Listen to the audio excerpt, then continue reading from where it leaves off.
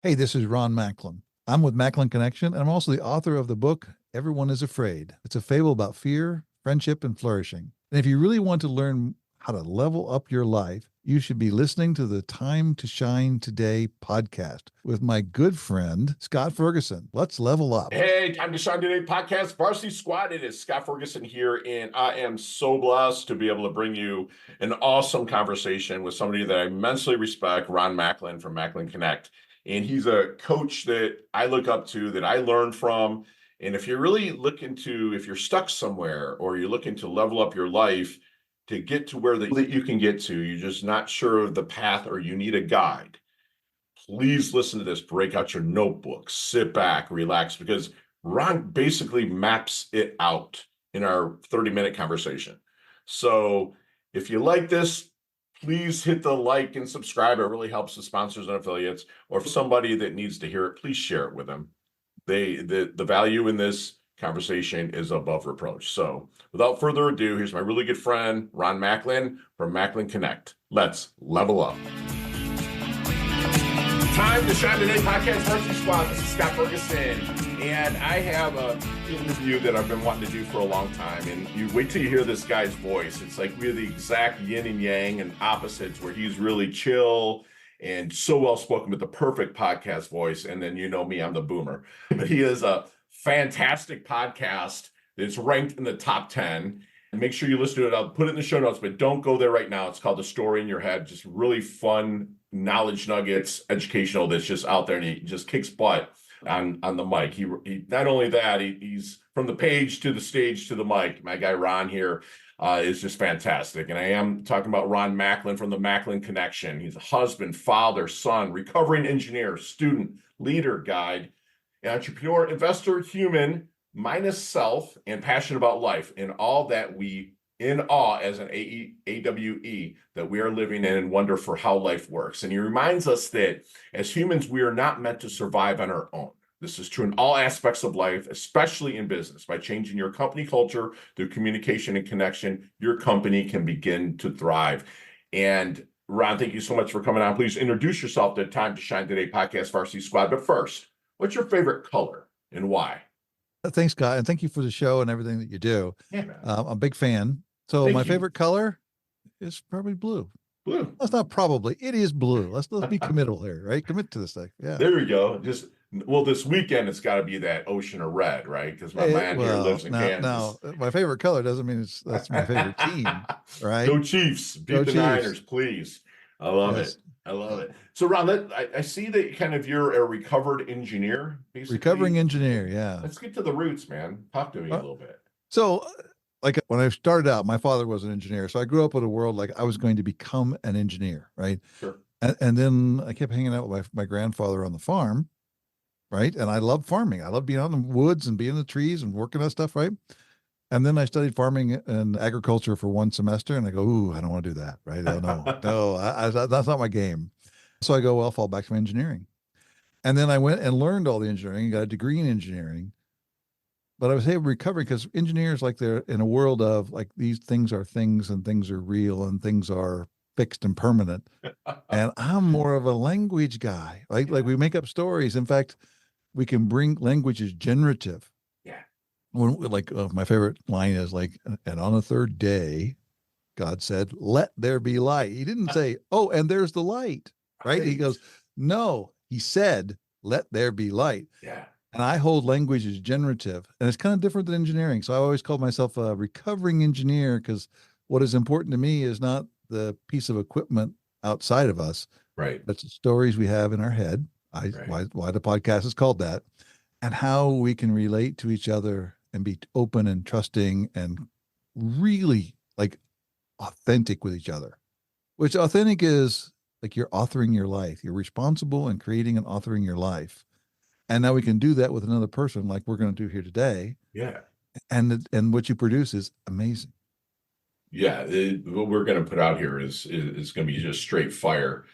So the engineer, I got kind of funny stories with engineers because I was a real estate broker for 20 years. And with all due respect, engineers would be the worst clients to have. I mean, they always had perfect credit. They always got the best rates. They always found a house quickly, right? But it Yep. was the contract, dude. They would read every word in it. And that I learned to get along with it. Some of my greatest clients were engineers. Yep. Some of my best coaching clients are engineers. Yep. So it was just a lot of fun. I just had to throw that little humor out there, brother. No, I get it. I was surrounded and been around engineers my entire life, coached many of them, managed many of them, led many of them. Yeah, And it's they can struggle with the whole space of it's just stories, man. right. It's just stories. Technology is the story in Yes. your head that enables you to do something. Yes. And they go, whoa, Love I hadn't that. thought of that, man. Like that's like it shocked them. I go, yeah. So as if you leave a company, you take the technology that you have in your head with you. Yes, And that's absolutely. the stories that are in your head. I love it. And I love it. So many people listen to themselves, right? Instead of kind of talking to themselves. And a lot of my clients, they kind of get stuck with that. And I love, like, you actually did one a while back about kind of something like that in one of your shows. And I just really picked up on that. And it's something that I learned from my friend John Gordon, who wrote the Energy Bus and stuff like that. But that was just amazing. So what, are you a consultant, coach, consultant? Like, what is kind of your role in that Coach, world? coach sultant. I Yeah, like that. well, I haven't I'm a heard that word coach, before. man. It's like Yeah. I So I am a coach. Now, okay, sometimes I great. call myself a guide Okay, because it's a little different distinction between coach sure. and guide, but I am a guide. So I Mm, normally business owners, group owners, executives. This is my space that I coach. But you I said also, guide. because it's like just to coach the one person in the top of the organization can be limiting. Yes. So we have our programs that we have in Macklin Connection that Hmm. enable like middle and like people at the first level in, right? Right. They can begin to learn those stories in a way that the whole organization can flip. But Yes. it takes the top person has to say, we're going to do this, Yeah. right? But you Yeah. also have to have something for the other people. And it's the hardest to move in that world is the ones in the middle, Yes. right? Because they're going like they're the, I don't know, they're the most at risk, they tell themselves. Right. Right. But if you have it all three levels, like the top end, the middle, and the beginning level, Sure. then the culture can begin to take off and flip itself really quick. Love that you said that because, like, I was on the plane the other night flying back to Palm Beach and I was going through, I like to do like deep dives on stuff. And I was like, he's developing intrapreneurs, right? It's like they don't own the business, but they own their business They within the they they, business. Did I they hit own that their right when I yeah, read that? they own their part of the business. Yes. That's They own it. It's theirs. It's their to create. And that's what's I mean, if you had to say what is the fifth business revolution going on right now, and that is people are beginning to take ownership of their area, their own, and they yes. create it, right? It happened. You can read about Team of Teams, right? That's the book out from the war in Middle East, but you can also read it like in Reinventing Organizations. People are really beginning to get to the place where people can like let people create their own worlds Sure. inside of a group that takes care of the concerns. So then it becomes real important for whoever's on top to be the visionary, Right. to just like to say, we're going to go this direction. We're going to be this, we're going to do that. And then that's a whole different world than telling people what to do. 100% true, Ron. And I love also that you said guide instead of coach because I'm blessed to have in-person coaching here in South Florida. I put them in their car, put them in the driver's seat. And I want to see how their car looks on the inside because you can tell a little bit as you got to get to know each other, how someone keeps their car. And I say, listen, this rearview mirror right here, this is small for a reason. It's a great place to visit and learn from, but that's therapy. I can't help you there. This windshield is huge. It's big. It's scary. And since 2011-ish, or maybe before, they had every car has installed this thing called the GPS. That's me. Yeah. I'm guiding. Okay, but I cannot take responsibility to buckle your seatbelt if you so choose to, start the car and drive. But I love that Yep. you said guide because that's all GPS is a guide. It's a guide. I love And that. we can be the guy. We can't, like, I won't make, and I won't do it for them. I won't tell them what to do. The GPS doesn't say Thank turn your you. car and go this way, right? Yes. It's a space where they have to make their own decisions. And I'm real picky about that because I want it to be theirs. Yes. Because whether it works or it doesn't work depends not on what the choice is, but how committed you are to it. Yes. Right. So now like when they say, okay, I choose this, okay, your choice. You right, and then it'll get done. Yes. Thank you for saying that, brother, because everybody knows what they want. They just don't know how to talk themselves into it, right? That's where they bring people like you and I in. And all the challenges that are reside in that heart, the answer's there too. We're just there to guide them. Yes. And if you and I were to say, go do it this way, we started consulting them and it doesn't work, they'll come back and say, Ferg, you suck. It didn't work. But they'll, like you just said, they'll see it through more with our kind of push a little bit to see it's through what they want. Our guidance. Yes. Right. But to say, here's the options and your choices, and then let them sit in the responsibility, because it's that responsibility that gets, like for me as an individual, the responsibilities that I hold are what shape how I take action. One of my questions for you is that, because you mentioned the word responsibility a lot in your podcasts, in your writings and stuff like that. So what's your definition of responsibility? Responsibility, it means I am the one who is going to and like hold the consequences of getting something done. Strong. Right. And there's a way that like you can say, oh, I have the responsibility. Right. There's also a way to go like, I get to have the responsibility of my life. Thank you. And it's a space where people go like, well, isn't responsibility a burden and bad? No. No. Right. There are a lot of people in the world that would love to have the responsibility to create their own life. Boom. Thank you. And we get that, right? And we have that responsibility, and it's a joy. It's fun. Yes. It's a great place to be. Yeah. Right? And remember, we create language and it generates a world. And so I choose to love responsibility. Yes. Love it. Yeah, 100%. I mean, responsibility to me is the ability to respond. It's really rooted in that word. And it was taught to me by Rod Harrison, a coach that sat down with me years ago. So then if you're maybe in a chat with a client, or maybe they're still just a prospect, maybe you're discovering, you start talking through, and is there any secret sauce you can share with us, Ron, that is maybe to help them shine the light on that blind spot that they have? Yeah. So first, I'm always looking at like, what are the stories they have in their head? Like, literally, just let them tell their stories. Like, what is the story? What's going on right there, right?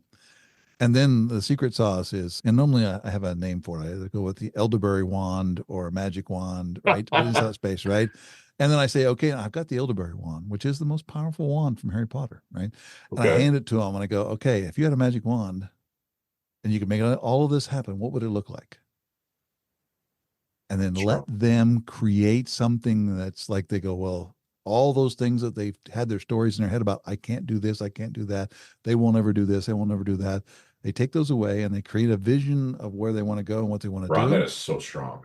That opens up a space where they go, I go, okay, now what's, and I say, give me the wand back. Now, Dude, I'm sorry, that was awesome metaphor. What is your barrier? Like what's keeping you from doing that? Yeah. And then we work on those things. Wow. That is, you got to have a vision. Yeah. Strong metaphor to use to realize that vision that they have. And then you as a coach can help guide them through that. That's amazing. I'm not going to steal that, but I have some ideas steal it, some man. metaphors Come on. for me, brother. Because sometimes I'll get stuck. That's my weakness sometimes. Use it. Yeah. I love it. So maybe if you're in this discovery conversation, Ron, is there any good question that you wish they would ask you but never do? One of my favorites, and I do occasionally get it, but not normally, right? It's, what are you afraid of? Yeah, I love it. Because we talk about fear, we talk about all this stuff, right? And they go, what are you afraid of? Because and what it shows up for me is they've gotten in their own heads and they're thinking about their fears, and they look over there and they go, I don't think he's afraid of anything. Right. And they go, so what are you afraid of? And then I share what it is I'm afraid of. Like, what are my fears? Well, like, and they're real. And my ground is the more powerful person I've met equals also the person who's most willing to talk about their fears. Yeah, they do. Yeah. Right? And every time you meet somebody, you go like, oh, these people are really powerful. I mean, I'm impressed. I'm blown away. Right. And pretty soon you realize, oh my gosh, they're talking about their fears, just like normal people like you and me and everybody else. And I go, right. So then I don't think it's because they finally got successful, they can talk about their fears. They got successful because they can talk about their fears. Right. So being able to share your fears and speak them out loud Very, very powerful. That's huge. Yeah. Speaking the Put it fears out loud. when you describe it, you take away the power of it. Oof. Right? Truth. Right? Yeah. Yeah. Whatever you're afraid of, describe it out loud to everybody else, and the power goes away. Your fears are still there.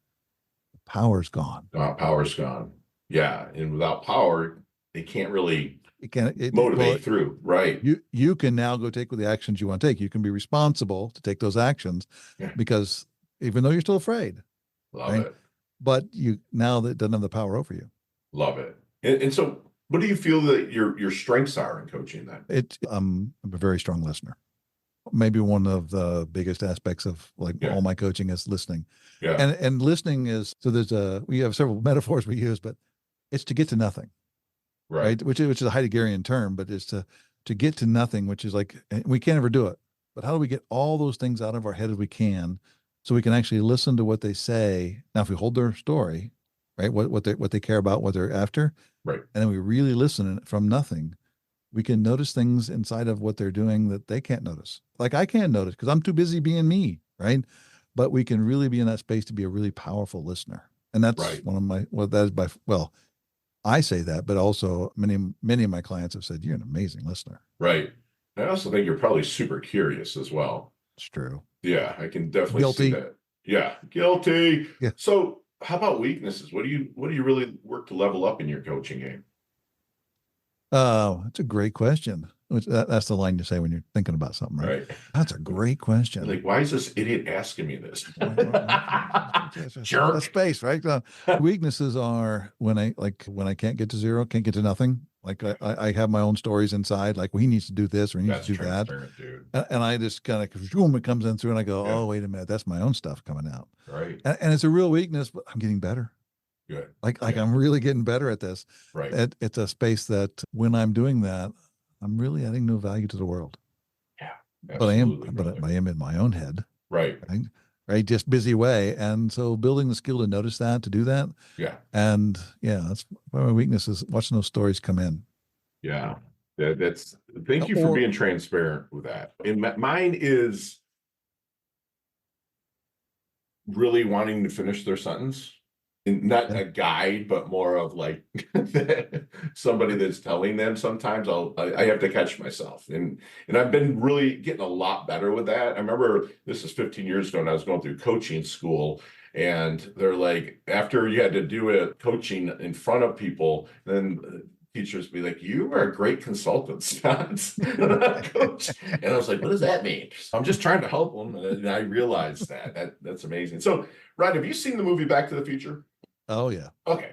So let's get in that DeLorean with Marty McFly, man. Let's go back to the Double Deuce, the 22-year-old Ron. What kind of knowledge nuggets would you drop on him? I'm not asking you to change anything, but maybe help him shorten a learning curve, level through. Shorten a learning curve when I was 22. Yeah. So I was about to graduate college. Okay. Right. Some of the truth bombs I would drop on him is like, figure out how to make your money work. Unpack not just earn money, but have your money, your currency work. Right? Not just put it in savings, not just invest it in 401k, all that kind of stuff, but make it really work. I would say figure that one out. Like, I'm not going to give them direction. I'm not going to go at 22 and say, drop on and say, here to go do this, go invest in that, or here's the the sports playbook from Back to the Future 2. Right? No, yes. not that.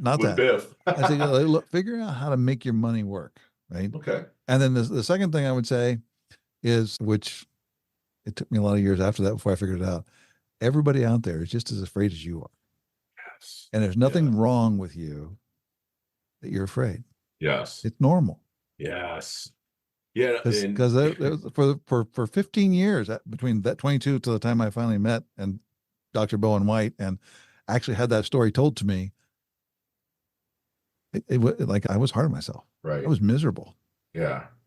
That's super transparent. I mean, you're just an open book. This is beautiful. And I'll tell people that my good friend Leah Woodford would say, it's okay to be afraid, but don't let it stop you, and get your asking gear.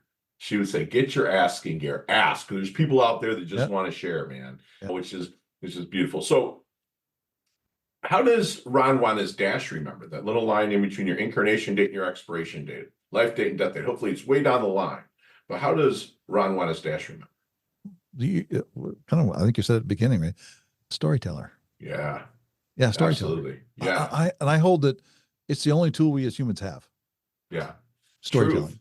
Yeah. It, And I'm working at it. I love doing it.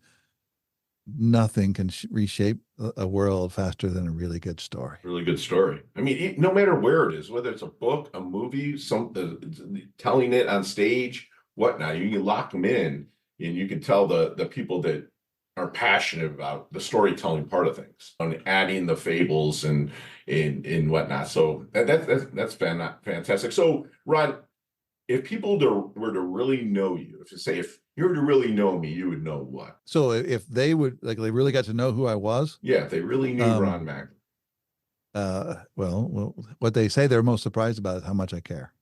Yeah.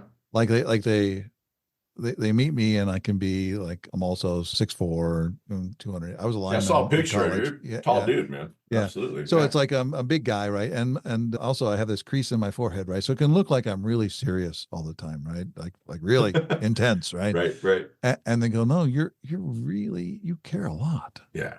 Yeah. And that's where I'm up to. I want to make a difference, and I'm willing to take the time to go learn to be able to make a difference for somebody. Mm-hmm. And also knowing my favorite Abraham Lincoln quote: "You can't really help somebody for doing for them what they should do for Shoot themselves." for themselves. So Yeah. being help doesn't mean doing it for them. Right. It means helping them figure out how to do it for themselves. Right. Right. And yeah, that's what I people love find that out. They go, really care. you said that, because I would almost, I think you and I might get it a little bit, because I'm 6'1". I go about 235 and pretty well put together guy. But I'm also from the Midwest, like yourself.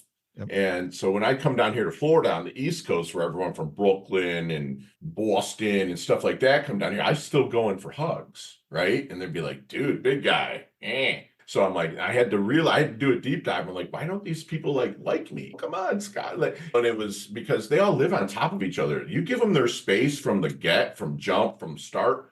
Then like some of my best friends now are from like Brooklyn. Like they take me home with them and like feed me and stuff. But just getting to learn that, I think that you and I might get misunderstood because we're bigger guys a little bit, especially me because of my booming voice. Like you calm people down from jump just with like your voice, man. Scott, that's once I speak, right? But I could be that guy standing there with the stone face, right? And the scowl look between Yes, the crease right there, I get that too, man. and they could go like, "Ooh, he's serious." Right. Man, wow. I enjoy kava, which is it's a root. I affectionately call it liquid Xanax, and it is like I'll sit there and it's a very chill place. It's a bar, but it's South Florida. They're everywhere, and I'll be working on something. I have that, and the owner will be like, "Dude, you're in a kava bar, Fergie," and I'm like, "Oh, man, I'm doing it." So that's awesome. So anything Worried about what my kids, like the challenges that they're into. I have 3 kids, okay. right? And they're working it, right? All of them. But You I gotta worry let that them do that, right? yeah, they're working it, and you got to let them go out and make their mistakes and do all they Yeah, do. But it's also like the world seems like a more complicated place than it did it when was. I Yeah, was it growing is. up, right? Yeah. And How it's old are they? just late 20s, early right at 30. Yeah, mine's Right. 29, so it's like So they're in the space, they're in the world, right? And the college degrees, all that kind of stuff, right? But they're trying to figure out what do they want to do. And world's I think they're punching them in also the mouth, metaphorically. Yeah. yeah, they're Hmm. also trying to figure out like is marriage yes, no? Is there kids yes, no? And there all those challenges. And it keeps me up to where like the stress that they must be feeling right now. Yeah. Wow, and Yeah, you put that it on your big shoulders too. yeah, Yeah. and then there's also the other thing that keeps me up at night is Connie and I, my wife, Huh? we still have 4 parents open, like they're still up and living, and they're all in mid 80s, Yeah. and so there's a space like how do we be of help without trying to take away their freedom and their responsibility and there's all that stuff and be Yeah. there for them. Yeah, so it's a in fact we renamed it this morning. We shifted it from being it's a situation to it's an adventure. Have Right, because to. that Yeah. language shapes a whole new world for how to look at what your parents are going to go through. It's an adventure, Yeah. and we're here to help, but we can't do it for them. Right. Yeah. Yeah. You know, my dad literally, who is 6'4", mountain of a man, and he just had an AFib issue this weekend, and I'm freaking out because he's my hero. He's my rock. It's like nobody Yeah, can beat your dad up. It's like crazy, right? yeah. Oh, yeah, man. That's crazy. So, Ron, then I have a feeling I know what you're going to say, but what is your definition of a life well lived? I contributed to the world and made it a better place with the things that I've worked on and created to help my own self live a life. And I made a difference for enough people that like I can say this was a life well lived. That's beautiful. That's And now beautiful. it's I'd like to live long as I can contribute to the world, right? Ooh, yeah, Right, right. So the my one of my favorite quotes, and I don't know where I saw this, but sure. it was a cartoon and this young woman walking down the street, and the young woman asked the old woman, "What was life's greatest burden?" And the old woman says, "To have none to carry." Yeah, And I go, I don't want to be in a place where I can't carry a burden. I don't want right. to be in a place. I want to be able to contribute to the world. I want to make a difference. Yes, And yes, you are. when I can't do that, I think I'm done. Yeah. I think you're going to do that in your 90s, dude. Just because your voice is going to, it's in storytelling ability, you're going to be able to do it for a very long time. And so, So and will you. And yes, we both will. We'll be we'll be side by side. booming into our 90s. Time to shine today, podcast Varsity Squad. We are back, and Ron, I'm definitely gonna. I know that I'm speaking in Kansas this year, so I'm gonna give you notice and love to meet Yes, up with you. Maybe grab some of the absolutely. barbecue and probably talk about a few of these questions at length. But today, through our lightning round, you get 5 seconds with no explanations, and I promise they can all be answered that way. Okay. Ready to level up? Here we go. All right, Ron, what is the best leveling up advice you've ever received? Go all in. Yes. Share one of your personal habits that contributes to your success. Keeping my body fit. Yeah, there you go. Super critical. So see me kind of walking down the street and you're like, man, Fergie looks like he's in his doldrums a little bit. Other than Everyone is Afraid, what book might you hand me to help me level up, or one that maybe flipped a switch in your brain back in the day?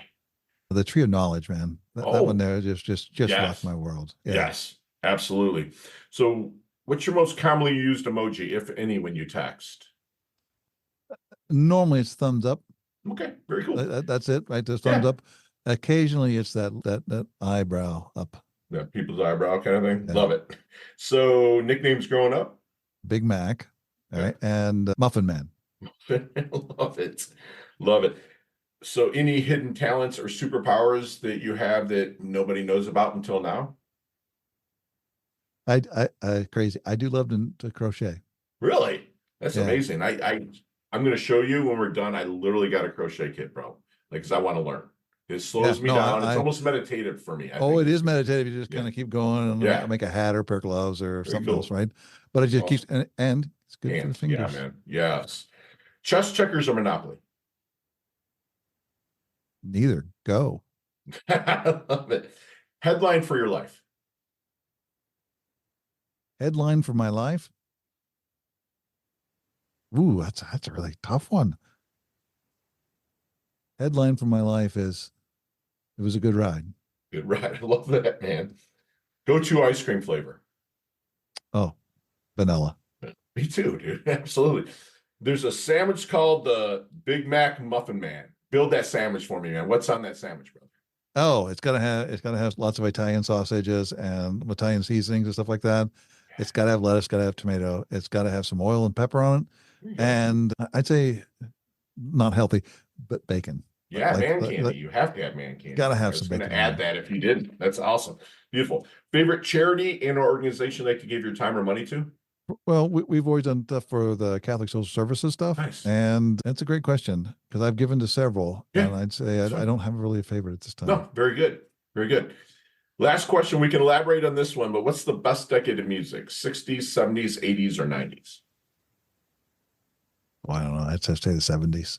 70s. But I graduated in 90s, so 80s was kind of my thing, right? And I Yeah. love the 80s, but the 70s are storytellers Yes. all through the 70s, right? So, From Croce to the all Eagles. the Billy Joel, Piano Man, Boom. these Yeah. are great stories Dude. in those songs, Yeah. right? Yeah. And Leonard Skinner. Oh, Oh yeah. my All gosh, day. I just love that music. Kansas, And Boston, Styx, every one of them had stories in it. Journey, everybody. Even John Denver, bro. I mean, everybody Yes. had stories. When I'm editing a podcast or when I'm building my show notes. I always have I Heart 70s on, right? That's my thing. Like, because it's just one, my mom passed on a few years ago, and like she would always play the 70s and we'd always kind of dance around to the stuff, but that just kind of puts me in just a really cool chill bill vibe. So Yeah, no, Ron, it's great music. They're how all can we, good, but that's my yeah, favorite. absolutely. How can we find you, my friend?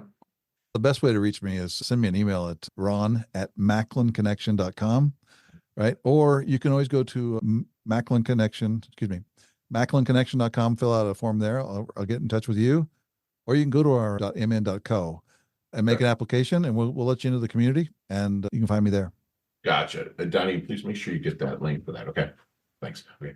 Awesome. So let's talk about your book a little bit here. Everyone is Afraid, A Fable of Fear, Friendship, and Flourishing. Like, it looks like it dropped around October last year. Yeah, October 5th, I believe. Okay. So tell me a little bit about it. I read a little bit, and I'm going to probably finish it on my flight tonight. So it's so part of my stand in life is that everybody is afraid, right? And we put the book title on there because we wanted people to be able to look at the title and go, I don't know, should I read this? I don't know, looking around a little bit, right? Yeah. Because it takes a little courage to open up a book that's called that. And that's what we're looking for, right? We're looking for somebody who's going to be committed into this. And we created a story that's basically set with people who are in their 30s. Perfect. Yeah. Right? They're in their 30s. They've been out of school. They're probably married. They may have some small kids. Maybe they don't, right? And all the stuff that they thought was working out was going to work out hasn't. And the reasons that it hasn't is because they thought they had to do it on their own. Yeah. And it's a place where, like, one of them, not a spoiler, but one of them's not in good shape, right? And in that space now, it's about how everybody goes through, and there's 6 characters. One doesn't make it, and the rest of them discover, like, what has happened in their lives, that like they lost touch with each other, all those things that are happening, and it really takes it to where it's kept them from being successful. Wow. Yeah. Because they haven't connected with people. They haven't realized how to open up and be in the world with folks. Yeah. And I wrote that book because that's what made the biggest difference for me. Yeah. I've had people ask me, so which character is you? I go, dude, they're all me. Right. Every one of these people is me in a different version, different time. Yeah, I love that, because one of my parable is basically a real estate broker who loses a huge deal, and he's going to quit the business. So he goes to his millennial broker, and he thought the millennial's just going to write him off, and said, like, he'd be like, wait a minute, my dad told me if I was to ever want to quit, to talk to these 5 people. And all 5 of the lessons are me that I've learned. So he meets a Navy SEAL, somebody that I served with in Iraq that in real life that I learned a ton from, right? He meets a skater, like one of those skaters that wrote a skateboarder, like, hey, you have to stay present in the moment when you're 20 feet above the pipe, stuff like that. So it was like, there's 5 in mine too, or you had 6, but one passed on, you said in yours. So we're thinking along the same wavelengths with that, just different lessons to be. One of them is a community. It's huge. Community is absolutely critical for success in life. To have true success, to me, I think community is critical. That's what part of what they discover is that it's not just that they're afraid, it's that when they talk to each other, the power of the fears go away, and having a community to talk about all your stuff puts you in a place where you can take the actions and be responsible. Yeah. Yeah. I'm glad that you wrote this on the tail end. I don't know if you heard of coronavirus. I've heard that. Yeah. You heard it a little bit? Yeah, a little like, bit. seriously, I'm glad that you wrote that. Did anything that happened during that time, like, kind of really put it on steroids and move it forward for you to write this book? Because obviously a lot of community was cut off for a little bit. Yeah. Or was it always in you? I think it actually gave me the space. Okay. Yeah. Right? It actually gave me the space to say, okay, now, like, we can't do these things. We can't do that thing. And you're sitting there looking at, like, what do you want to do? And you go, this is it. This is the time. And only so many Zooms. Right. I wasn't a person who wanted to write a book. I didn't grow up wanting to write a book. Right. But when, like, all of a sudden there came a point in my life when I go, these people need this story. Yeah. And I held that I learned something when it came through a story, not being told what it was. Right. So I created a story for people to discover stuff. I love it. I love it. Thank you for writing it, Ron, because people need this. They Thank you. need it. And as a thank you to the listeners out there, that anybody that puts Mac Connect, MACK Connect. I don't care if it's Pinterest, Instagram, email it to us, text it to 561-440-3830. The first 5 people that puts Mac Connect into anywhere, I'm going to get you a book mailed out to you on Time to Shine Today's Dime. And so I just feel so, and again, with all due respect to Ron, I should have read this book already. I've just read the intro, the first little bit that was allowed on the Kindle sample. And it moved me just from that. So, and I can't wait to get on when I'm on the plane today. I'll probably be texting back tonight saying, dude, this is awesome book when I land. Hopefully it's not too late, but no, seriously. And Ron, if you could do me one last solid and leave the squad with one last knowledge nugget we can take with us, internalize, and take action on. One last nugget, right? Yeah. Yeah. We live in this language, right? This stuff. And if we have the space that the other person's afraid, just as much as I'm afraid, who would you create them to be before you start to talk to them? So say this person is scared. He's amazing. He's creative. Yeah. He's curious. Yeah. Say that story. Now you can say it in your own head or you can say it out loud. Yeah. Either way, but don't just drift into the conversation without creating the other person. Love it. I love it. And that comes straight from curiosity too. You have to be strong, curious. And squad, I have 3 pages of notes, squad, out here. I know that if you're listening, you have been too. He's a guy that had no agriculture. He passed down that. He wanted to really learn how to relate and be authentic with other people. Like, community is absolutely key. It's huge throughout life, throughout anything. Having that solid community where all cogs, like he said, can start working together is absolutely critical to the human race. And I'm so glad we have somebody out here like Ron that's really getting that out there. And he's doing it through teachable lessons, through responsibility, is knowing that you're going to hold those consequences and that you get to hold those consequences. Really accept that. And Ron reminded us that a great coach is going to provide a safe space to let them tell their story. His magic wand metaphor was absolutely mind-blowing. And I'm going to implement that into certain clients of mine that will actually need it. And ask your coach, what are you afraid of? What are their fears? So it'll humanize them a little bit and know that they can really lean into knowing that they're really leaning into being coached. And I can just picture Ron coaching somebody. He listens not only with his ears, but with his eyes. It actually, basically what I call listening with his neck. I can just really see him leaning in, slowing everything down in that safe space and getting them into a solid transformation. When everybody is afraid, everybody's out there, lean into your fears. And like Leah Woodford would say, my good friend, get your asking gear. There are support systems. Like my good friend Ron here has his wife, Connie. He's got his other support system. He's out there planting trees this dude's probably never going to sit in the shade of. And I love to surround myself with people like him, because not only that, he's doing it for the intention, not the attention. Like, he's out there being intentional about helping people. And that's just fantabulous, my word for the day. But he's going to be remembered as someone that slid across home plate, bumped and bruised, went through a lot of ups and downs, but he contributed to this world and he made it a better place. And when you're starting a conversation with them, like, really know that person even before you lean into the conversation. Like, be perceptive, really, like Andy Andrews would say, really lean in and be perceptive, like really pick up on everything, the whole vibe. And that's what my good friend Ron does. And if you haven't noticed, he slowed me down. Usually I am booming right now when I do the end here. And it's something that I had so many teachable moments today. And that's what Ron does in spades, man. He levels up his health. He levels up his wealth. He's earned his varsity squad letter here at Time to Shine Today. He's a handsome bugger. And I can't wait to hopefully collaborate and rock a stage with him, Ron. Thank you so much for coming on, brother. Scott, thank you, man. It's been a great conversation. Thank you. Bye now. Hey, thanks so much for listening to this episode of Time to Shine Today podcast. Proudly brought to you by Sutter & Nugent Real Estate Excellence, who can be reached at 561-249-7266 and online at www.sutterandnugent.com.